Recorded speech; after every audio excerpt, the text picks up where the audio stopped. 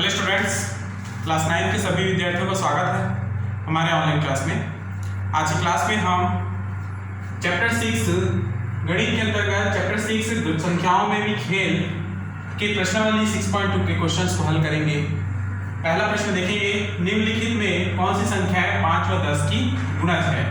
तो 5 की गुणज वे संख्याएं होती हैं जिसकी इकाई पर 0 या 5 हो। ठीक है, लिखेंगे 5 की गुणज वे संख्या होती है जिसके इकाई स्थान पर क्या हो, 0 या 5 हो। ठीक, अर्थात 5 के गुणज होंगे बराबर कौन कौन से संख्याएं जिनके इकाई के स्थान पर 5 या 0 है। तो ये 9560, दूसरा 205 और तीसरा 800। ये तीनों संख्याएं जिनके इकाई स्थान पर 0 या 5 है, तो ये 5 के गुणज होंगे। ठीक, उसी प्रकार से 10 की गुणज संख्याएं वे होती हैं जिसके इकाई स्थान पर 0 हो। अर्थात 10 के गुणज कौन कौन से होंगे, 10 के गुणज बराबर कौन कौन सी संख्या है, तो वह 9560 के इकाई स्थान पर 0 है तथा 800 जिसके इसका इकाई स्थान पर 0 है। ठीक है, तो इस प्रकार से ये 5 और 10 के गुणज। नेक्स्ट क्वेश्चन नंबर 2 को देखेंगे। क्वेश्चन नंबर 2 में यदि 2 अंकों वाली ऐसी संख्या जो 3 से विभाजित हो, 2 अंकों वाली ऐसी संख्या जो 3 से विभाजित हो, विभाजित है, उसका इकाई अंक 8 है, उसका इकाई अंक 8 है, तो दहाई अंक क्या क्या हो सकते हैं। तो दहाई अंक क्या क्या हो सकते हैं।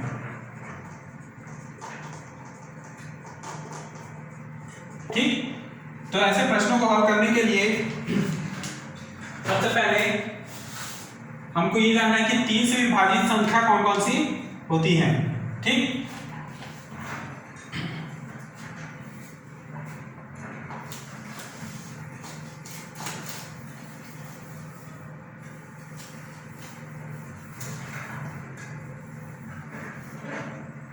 तो देखेंगे क्वेश्चन नंबर 2 का। देखिए, यदि कोई संख्या 3 से विभाजित हो तो इकाई और दहाई के अंकों का योग भी 3 से विभाजित होगा। 3 से विभाजित होने के लिए क्या शर्त है कि जो भी संख्या है उसके, जैसे मान लीजिए 2 अंकों की संख्या है, तो उसके दोनों अंकों को जोड़ने पर यदि उसका योगफल 3 से विभाजित होता है तो वह पूरा संख्या 3 से विभाजित होगा। उत्तर में लिखेंगे हल, यदि कोई संख्या 3 से विभाजित है, कोई संख्या 3 से विभाजित है, तो संख्या के इकाई व दहाई के अंकों का योग, के अंकों का योग भी 3 से विभाजित होता है। ठीक है, यदि इकाई का अंक 8 है, प्रश्न से यदि इकाई अंक 8 है, तब दहाई अंक क्या होगा? तब दहाई अंक हम ऐसा लेंगे, दहाई का अंक जिसके योग क्या होगा, उसका योगफल 3 से विभाजित होगा। तो दहाई अंक बराबर 147 होंगे, 147 होंगे,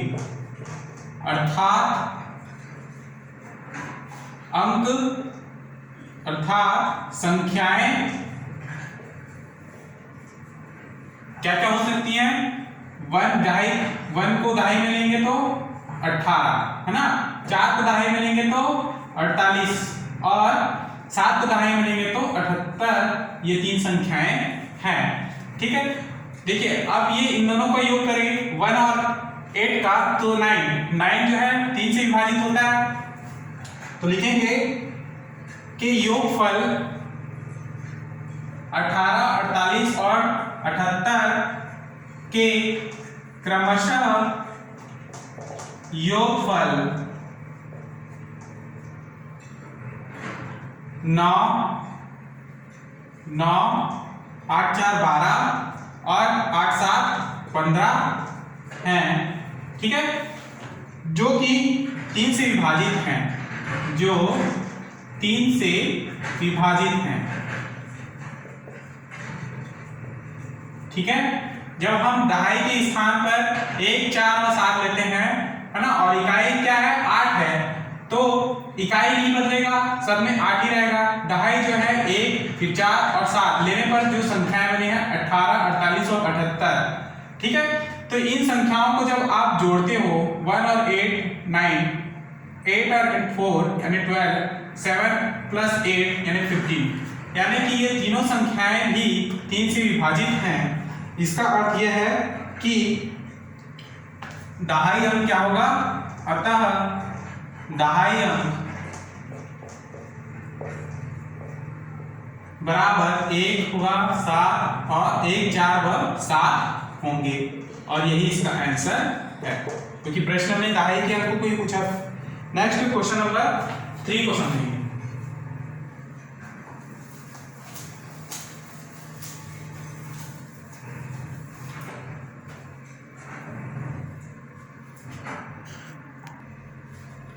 क्वेश्चन नंबर 3 को देखें, संख्या 35p 5 का एक गुणज है, तो p का मान ज्ञात कीजिए। ठीक, तो देखिए 5 के गुणज होने के लिए 5 के गुणज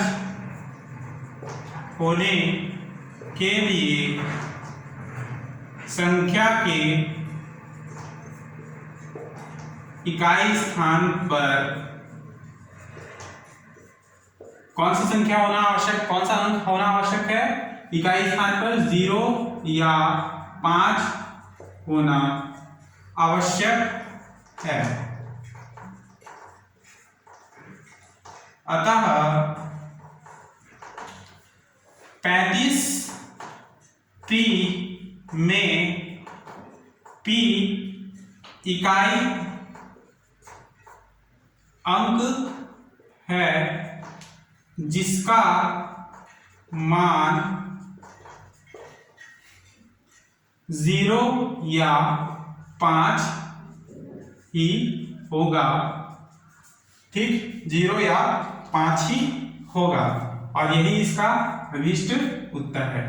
तो p के जगह में आप 0 या 5 रखते हैं, तो 35p जो होगा या तो 350 अंक होगा, या तो 350 संख्या होगा, या तो फिर 355, इन दोनों में से कोई भी संख्या निकलेगा। ठीक है, लेकिन यहाँ पे हमको p का मान निकालना है, तो p का मान क्या है? ये 0 या 5। क्लियर। नेक्स्ट क्वेश्चन नंबर 4 को समझिए।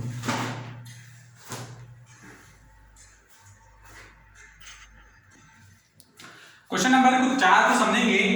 6a 3b 9 से विभाजित एक संख्या है, तो a तथा b के मान ज्ञात कीजिए। ठीक है, तो देखिए 6a 3b 9 से विभाजित है। यहां पर हमको पता है, यहां 6a 3b 9 से विभाजित संख्या है। ठीक, तो 6 + 3 बराबर 9 है, अतः 9 से विभाज्य है, तब a + b बराबर 9 गुना आवश्यक है,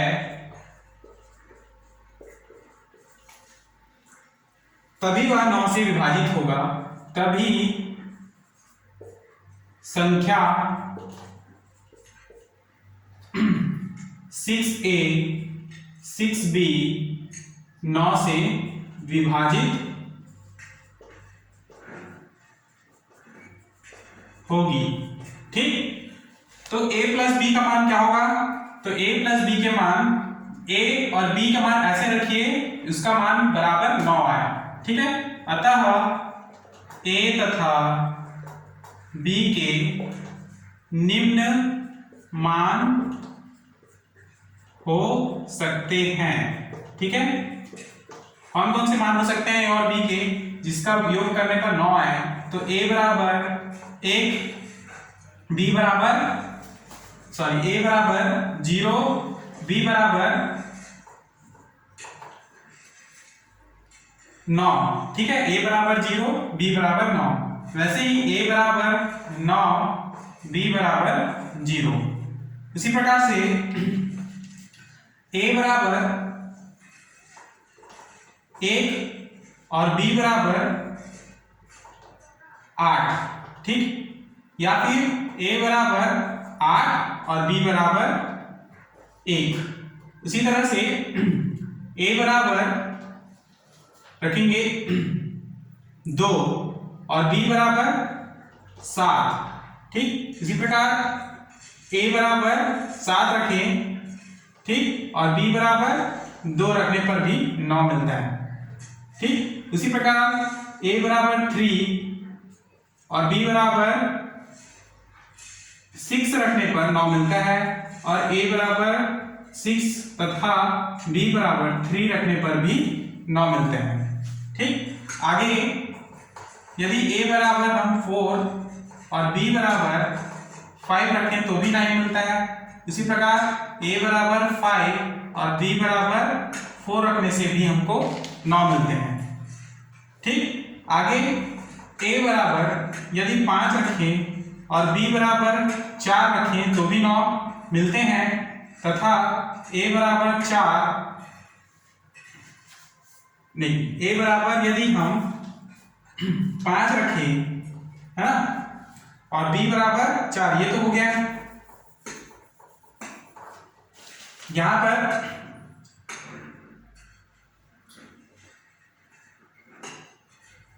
यदि हम a बराबर 6 रखते हैं, ठीक, ये भी मान निकल गया है, सभी मान निकल गए हैं। देखिए a बराबर 0, b बराबर 9, a बराबर 9, b बराबर 0, a बराबर 1, ठीक, a बराबर 2, a बराबर 3, फिर पुनः a बराबर 4 रखने पर, उसके बाद a बराबर 5, ठीक, उसी प्रकार a बराबर 6 रखे हैं तो b बराबर 3, ठीक।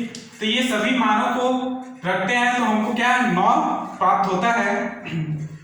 इसका अर्थ ये है कि इन सभी मानों का मान जो है a और b हो सकते हैं, जिनका योगफल क्या हो 9 से विभाजित होगा।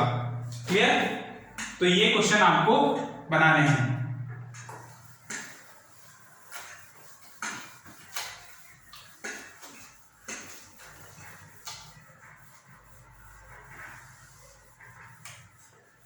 नेक्स्ट क्वेश्चन नंबर 5 को समझेंगे। नेक्स्ट क्वेश्चन नंबर 5 समझेंगे। निम्नलिखित संख्या में 7 से विभाज्यता की जांच कीजिए। ठीक, पहला प्रश्न है 672। तो ऐसे प्रश्नों को सॉल्व करने के लिए मैंने आपको फॉर्मूला बताया था कि यदि 672 3 अंकों की संख्या है तो इसको हम 100a, ठीक है, मान लीजिए abc को हम किस प्रकार से लिखेंगे, 100a plus 10b plus c। ठीक, abc की जगह में है 672 बराबर 100 इंटू a की जगह में 6, 10 गुणा b की जगह में है 7 धन c की जगह में है 2। अब आप इसको इंटू करें तो 600 प्लस 10 से 70 प्लस 2 मिलते हैं बराबर। अब देखिए 7 से विभाजित होने चाहिए ये संख्या, तो 7 से विभाजित होने के लिए ये संख्या जो प्राप्त करेंगे वो 7 के गुणज होने चाहिए। ठीक, तो लिखेंगे कि 600 को हम इस प्रकार से तोड़ सकते हैं, प्लस 600 को 630 माइनस 630 माइनस 30 कर सकते हैं। जब 630 में 30 को घटाएंगे तो 600 ही प्राप्त होगा, प्लस 70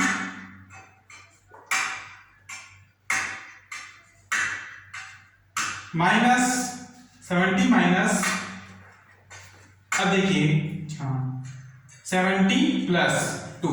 ठीक, फिर 630 माइनस प्लस 70 को एक तरफ लिख लेंगे और माइनस 29 को हम इस प्रकार से 28 प्लस 2 करके ब्रैकेट में लिखेंगे और प्लस 2 इस तरह। ठीक, पुनः 630 प्लस 70 माइनस अंदर इंटू होगा तो माइनस 28 माइनस 2 प्लस 2, ये कैंसिल हो जाएगा, 0 हो जाएगा, बचेगा 630 प्लस 70 ऋण 2 28।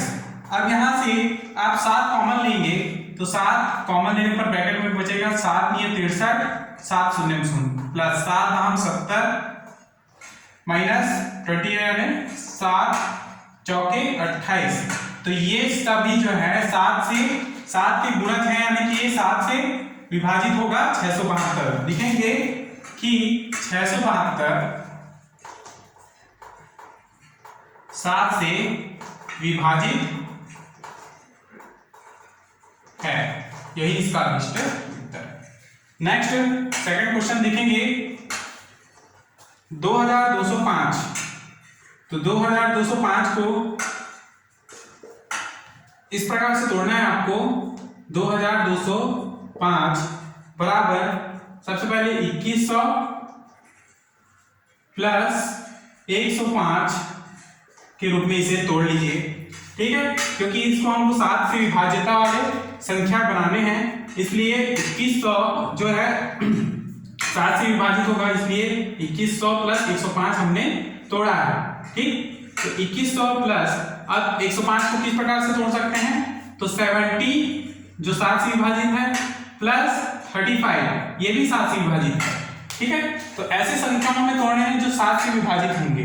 ठीक, 2100 70 और 35 इन सभी से आप 7 को कॉमन ले तो यहाँ पे 7 किया 21 0 0। ठीक, और यहाँ 7 दाम 70 प्लस 7 पंचे 35, ये सभी से 7 कॉमन निकालने के बाद ये सभी संख्याएं क्या 7 से विभाजित होंगी।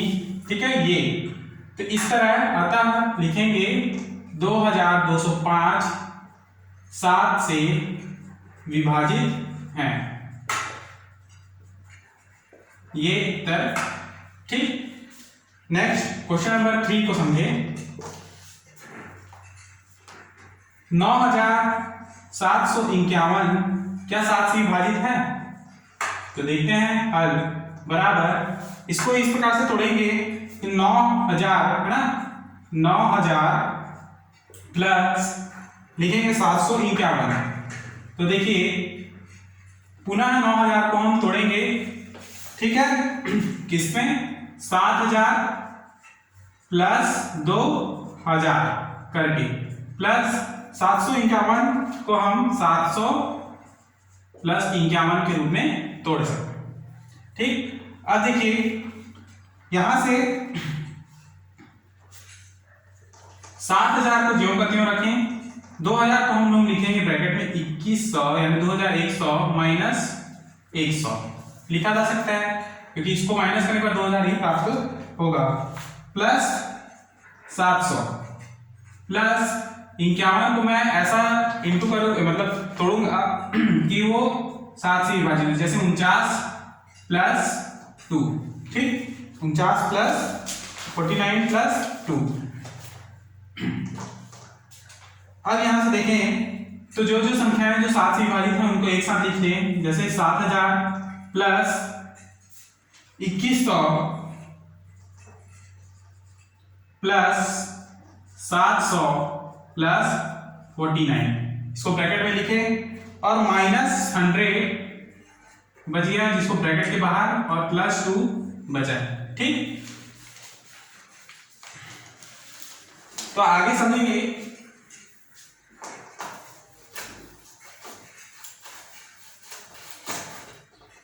यहां से हम 7 को कॉमन लें तो 7 कॉमन मिलेगा और अंदर बचेगा 1000, ठीक, प्लस 7 किया 21 यानी 300 प्लस 700 में 7 कॉमन ले तो 7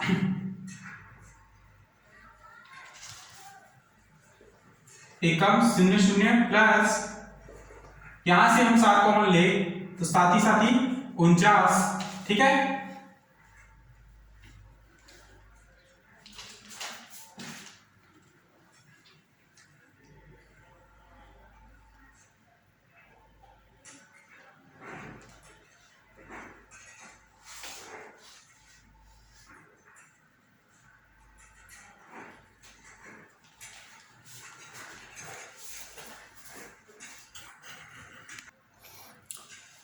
ठीक है, तो हम देख रहे थे इसको 7 कॉमन लें तो यहाँ अंदर बचेगा 1000, फिर 7 दिया 21, फिर 7 एकम 7, ठीक है, प्लस यहाँ बचा 49 तो वहां से 7 कॉमन लेंगे तो अंदर 7 बचेगा, ठीक है, और यहाँ फिर माइनस 100 प्लस 2 करेंगे तो क्या है -100 प्लस 2 यानी कि ये हो जाएगा -98 से 7 कॉमन ले तो बचेगा -40, क्लियर।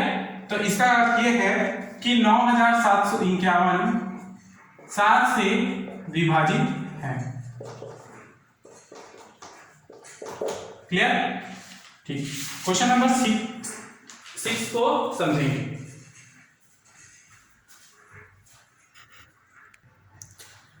नेक्स्ट क्वेश्चन है क्वेश्चन नंबर 6, 11 से विभाजित की जांच कीजिए।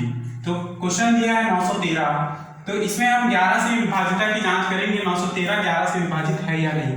तो 11 से विभाजन होने के लिए हम विषम स्थानों के अंकों का योग माइनस करते हैं सम स्थानों के अंकों का योग। देखिए इस प्रकार से जब भी संख्या मिलेगा और 11 से विभाजन हो तो इसे आप इस प्रकार लिखेंगे 913, ठीक। अब इसके बाद जो सम स्थान होंगे वो दूसरे स्थान से चालू होंगे और विषम स्थान प्रथम अंक से स्टार्ट होंगे। तो 3 और 9 ये जो है विषम स्थान के अंक हैं,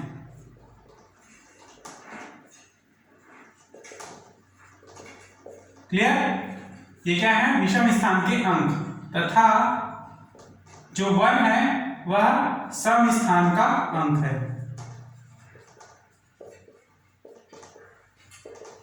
ठीक। तो विभाज्यता ज्ञात करने के लिए 11 से विभाज्यता ज्ञात करने के लिए हम इनका अंतर निकालेंगे। अंतर कैसा, विषम स्थानों के अंकों का योग, विषम स्थानों के अंकों का योग, अंकों का योग माइनस सम स्थानों के अंकों का योग,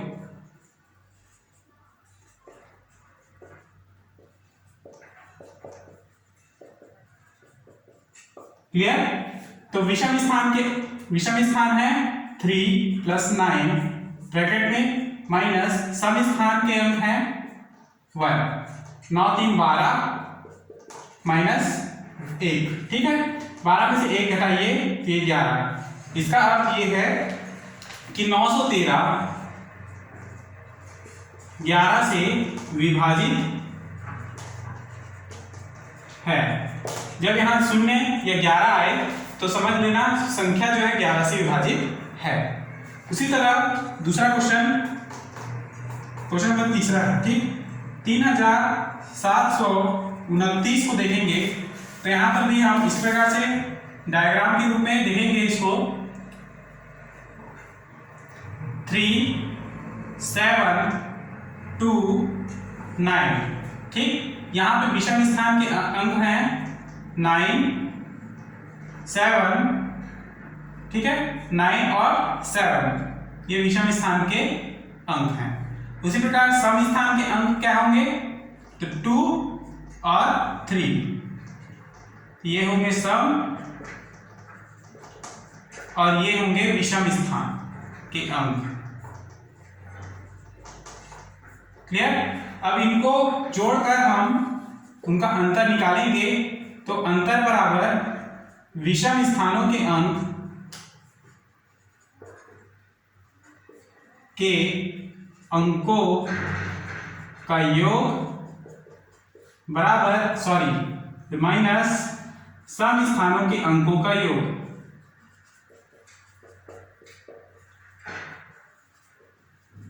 अंकों का योग। क्लियर। तो विषम स्थान के अंक 9 + 7, ठीक, ब्रैकेट में, फिर माइनस सम स्थान के अंक 2 + 3, 9 7 16 माइनस 16 - 2 + 3 यानी 5, 16 - 5 11। इसका अर्थ यह है कि 11 जो है 3729 को विभाजित करता है। अतः 3729 11 से विभाज्य है। यही इसका अभिष्ट उत्तर है। तो इसी प्रकार से बाकी जो क्वेश्चन है क्वेश्चन नंबर 6 के सभी ऐसे ही बनेंगे। नेक्स्ट क्वेश्चन नंबर 7 को समझेंगे।